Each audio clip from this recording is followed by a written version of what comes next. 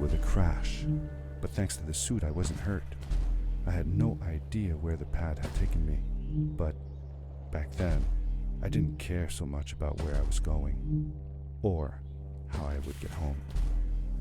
I was sure that someone had been here before me.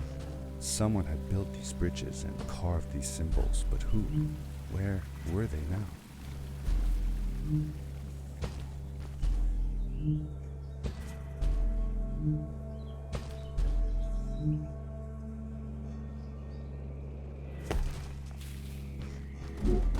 The power core I found activated the suit's grappling device when I picked it up. It must have been left here by my uncle.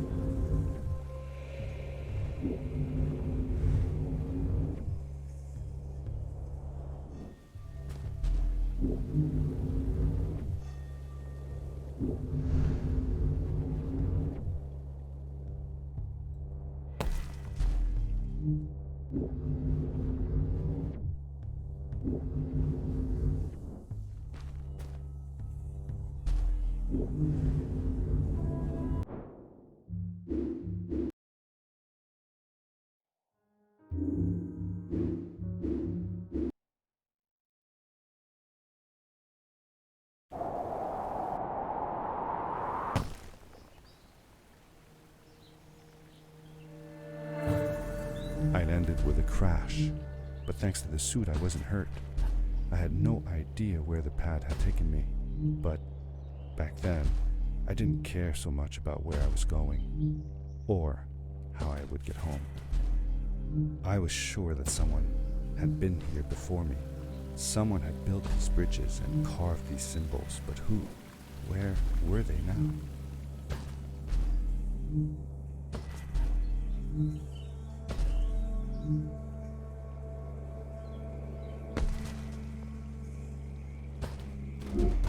The power core I found activated the suit's grappling device when I picked it up. It must have been left here by my uncle.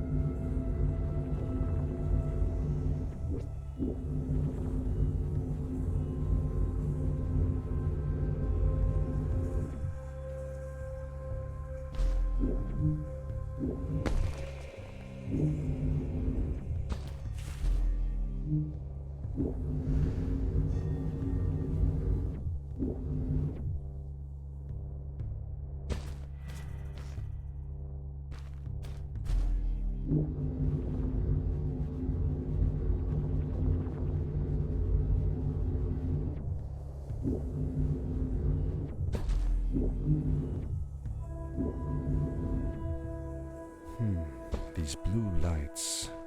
Did Fred put them here? Or was somebody else here as well?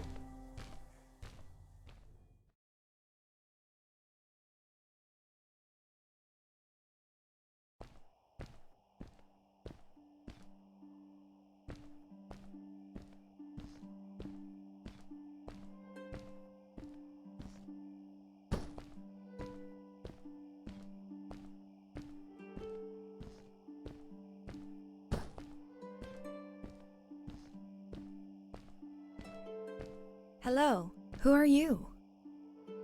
You're not from here. Wow, you look just like Fred, but smaller, and with less hair on your face. She knew Fred. I told her that he was my uncle, and that I was looking for him. What's an uncle? I said that he was, that I had known him all my life. Really? Me too. I'll help you find him. I'm Madeline. The others call me Mad Maddie sometimes. I don't know why really, but you can call me Maddie. You've never been to the village, right? Let's meet over there in the square. I'll show you around. I bet you can get there easily with your suit thing. So, I'll see you there. I couldn't believe it. An underground village, inhabited by frog people, or more like salamanders.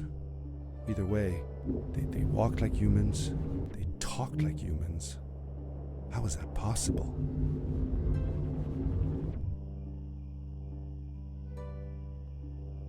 Hey!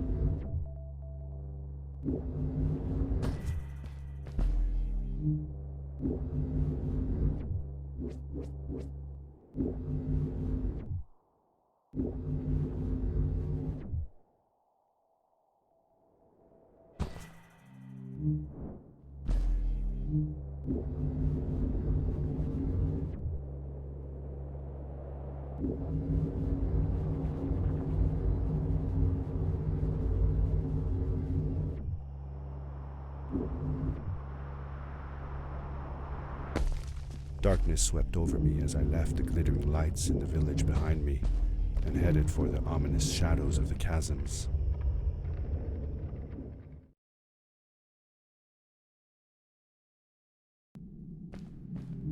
As I entered the chasms, it struck me how much darker it was in there.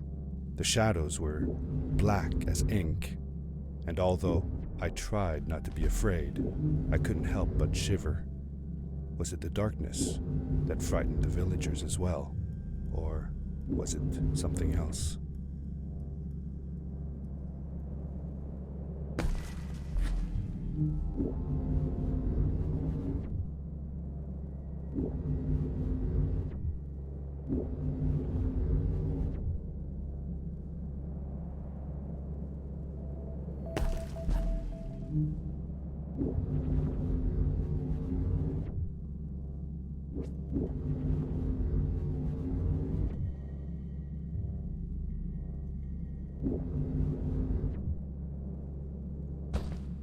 Seemingly bottomless pits loomed below us, everywhere in the cave. The further we got, the more I felt like what faint light existed down there was getting fainter. I was really glad that I wasn't alone. What was that? I had never heard a creature sounding as terrifying, and I imagined it wouldn't be happy about visitors.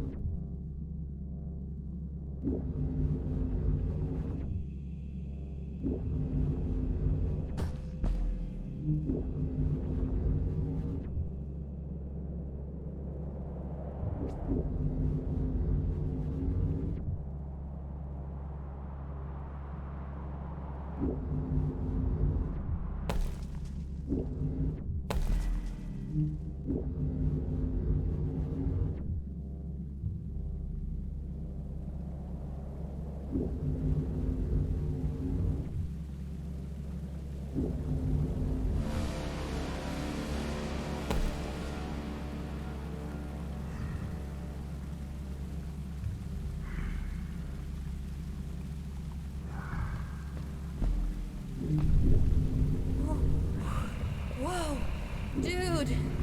I think I figured out what that writing was going on about. Maybe we shouldn't charge right out in front of that thing.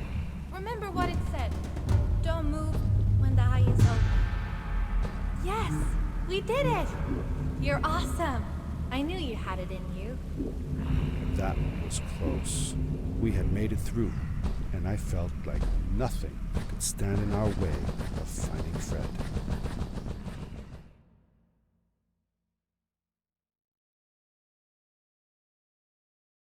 Oh, another one. This one says, "Welcome home."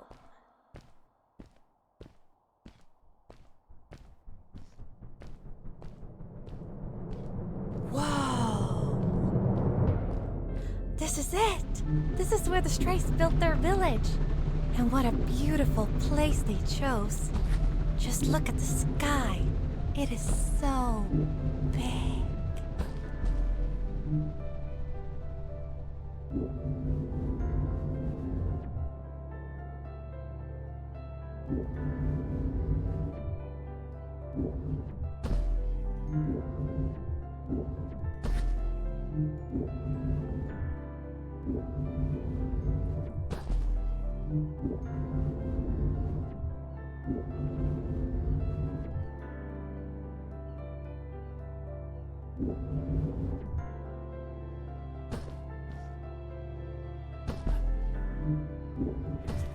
Along my journey, I had seen many pieces of floating rock, but here they were much bigger.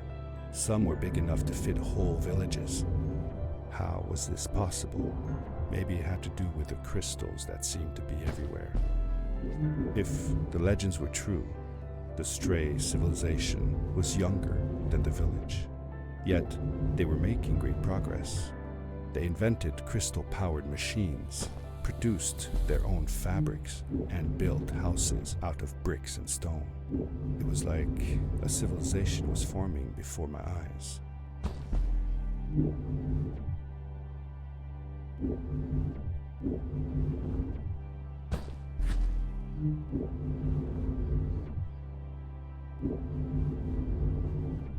Hey, let's play a game. I bet that you can't get through this part without using the grapple device. Told you you couldn't do it.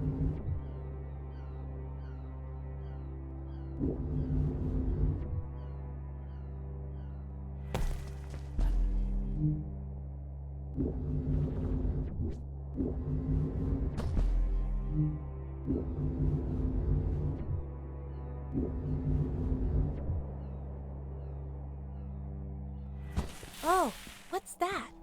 The boots! Look! Couldn't you wear those? With this addition, the suit felt at least 20% cooler. Sweet! Now you gotta try them out. Whee! This is awesome! It was awesome. I don't know how to describe the feeling of bursting through the air like a bullet, so fast that my eyes watered and my belly was full of butterflies, never fully in control, but still feeling like the coolest kid in the universe. I guess I just described it, didn't I?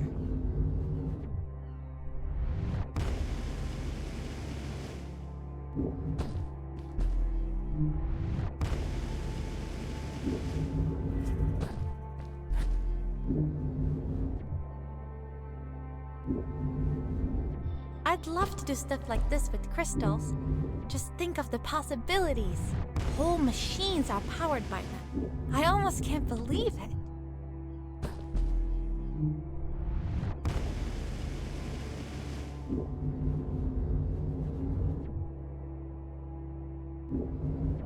A great, icy mountain loomed before me, and I felt a chill run down my spine.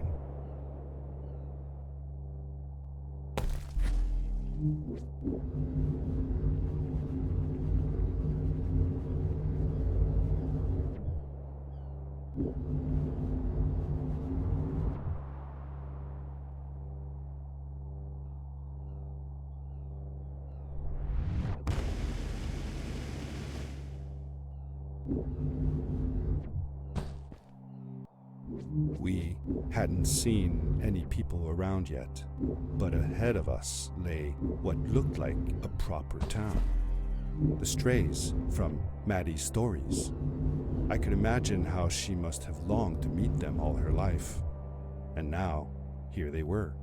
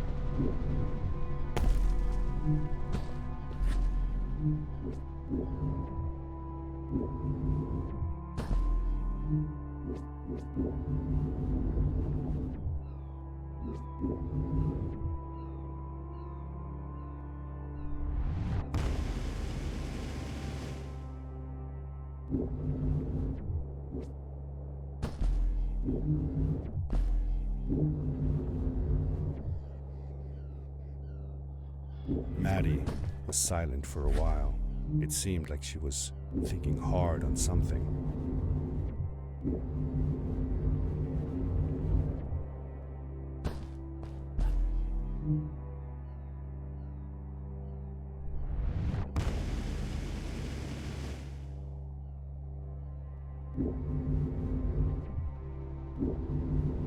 Quickly, grab a hold of that crate.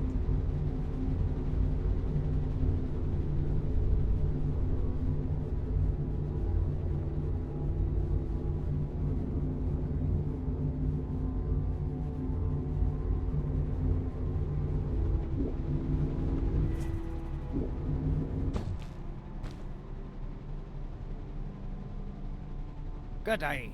Here's a boat to Ice Cave. Though I'd take the other one if I were you. That one goes back to the outpost. Wait a minute.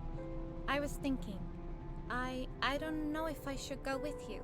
I mean, I want to, but I also want to, well, stay here. Maybe it's strange, but I just feel like these people liked me and accepted me for who I am. Kinda like you. I want to be with you too, and help you find Fred. I don't know what I want the most. I told Madeline that I would accept whatever choice she made. I just never thought about it until now that maybe it wasn't Fred I was looking for when I came with you. Maybe I was just looking for a way out. Somewhere to be free. And I know that if anyone can find Fred, it's you. If you meet him, when you meet him, tell him to come see me, okay? I promised. Thank you. I'm glad I met you. And it won't be the same without you around. Goodbye, friend. I said goodbye to Maddie, and I had a feeling that this was the last time I'd see her. But even in this sad moment, I was happy for her. She had found a place where she belonged.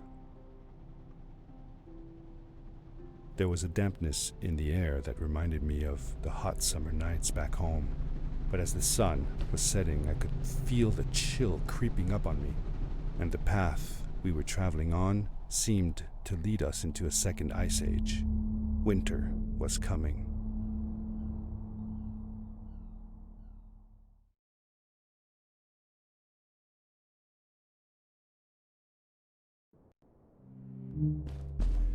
Into the caves again, and now it was just me, alone in these cold, barren halls of ice.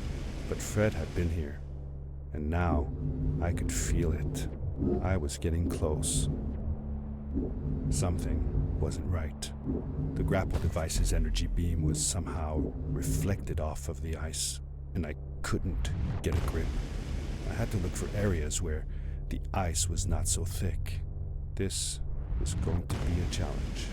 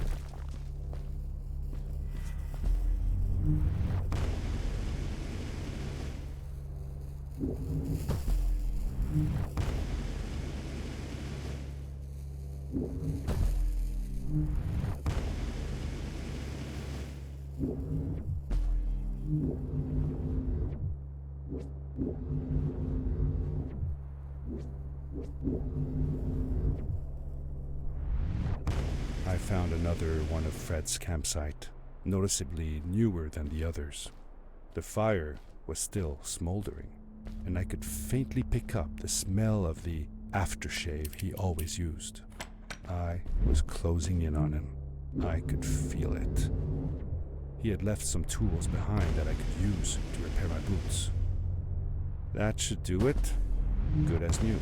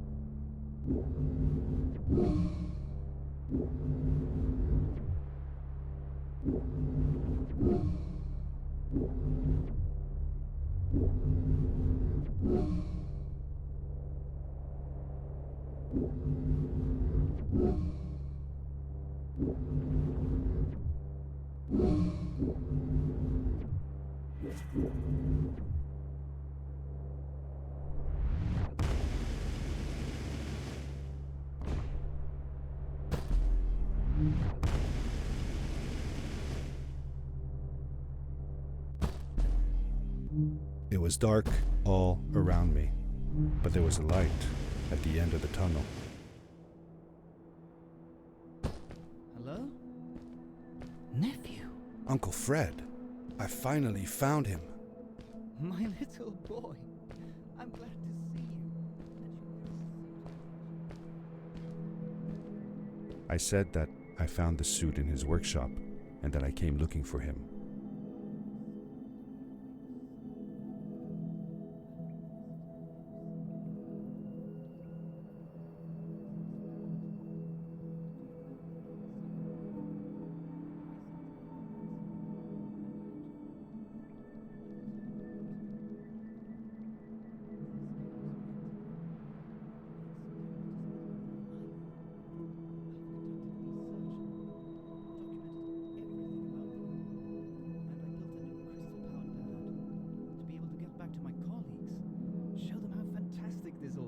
I interrupted Fred and told him about Maddie, how we came all the way to Starhaven together, and that I had promised to ask him if he would go see her there. Madeline. My little Maddie. I should have taken her to see Starhaven long ago. She was always so curious about the strays. When I left her, I wanted to protect her. Or rather, protect myself from losing her. I've changed my mind. I'm not going home. What does research or praise matter when I can be here with these creatures? They need me. and it's just as well. I don't trust this pad for more than one ride anyway. You need that ride. I didn't want to go home, and I asked if I could stay with him and Maddie instead. I'm sorry, nephew. As much as I enjoy having you here, you must go home. Explore the world on your own. Have your own adventures. I reluctantly agreed to go home. I was going to miss my uncle. I will miss you too. But I'm sure you'll do phenomenal on your own. And don't worry about me or Maddie. We'll be fine. The pad is yours, boy. When you're ready.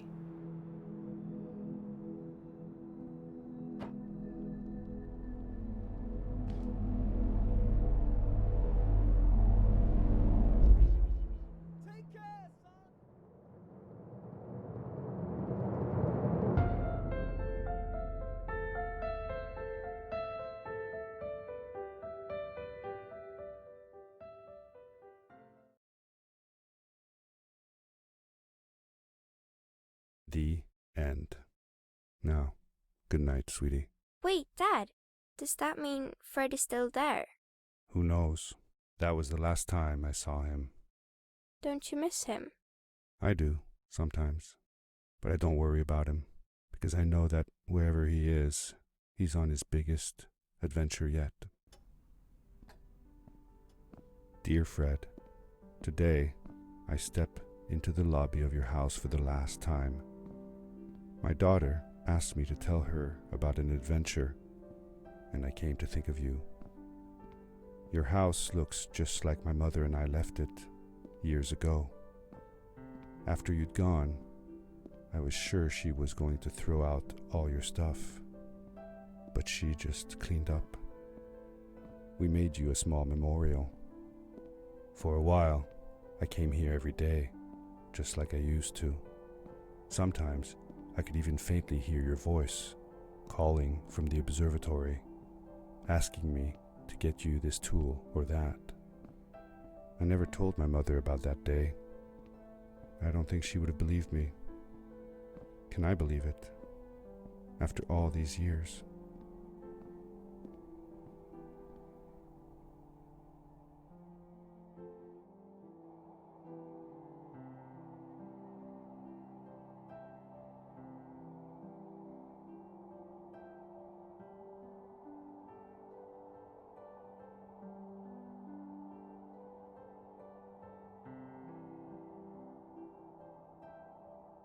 Uncle Fred, thanks to you, I have found an